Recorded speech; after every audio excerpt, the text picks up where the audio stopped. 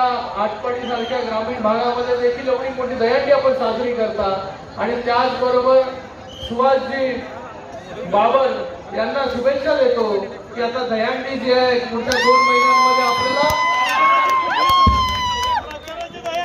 प्रचाराची दहीहंडी फुटली. आज आपली बैठक झाली, आताही फुटली, पण पुढच्या 2 महिन्यानंतर आपल्याला खऱ्या अर्थाने विकासाची दहीहंडी आणि महायुती जी आहे पुन्हा या महाराष्ट्रावरती कशी येईल त्यासाठी आपल्याला ही भव्य दिव्य दहीहंडी आणि मोठी 8 खडापेक्षा जास्त सुभाषजी वरती तुम्हाला चढायचंय. खाली दहीहंडी झालेली आहे.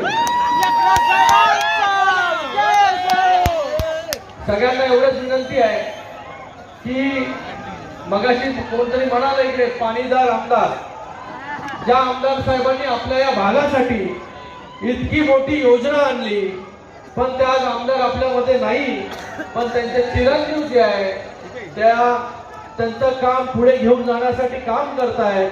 आपल्या सगळ्यांना देखील त्यांच्या मागे पूर्ण खंबीरपणे उभं राहायचं आहे आणि पुन्हा एकदा जे काम बाबासाहेब करून गेले त्याला पुढे घेऊन जाण्याचं काम जय सुभाषजींच्या माध्यमाने आपल्याला करायचं. एवढंच या प्रसंगी सांगतो आणि पुन्हा एकदा आपल्या सगळ्यांना या उत्सवाच्या खूप खूप शुभेच्छा देतो.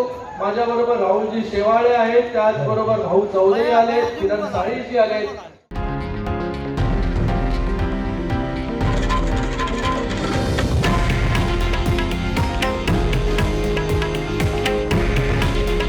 हे आहे देशातील नंबर 1 न्यूज नेटवर्क आणि आपण पाहत आहात TV9 मराठी.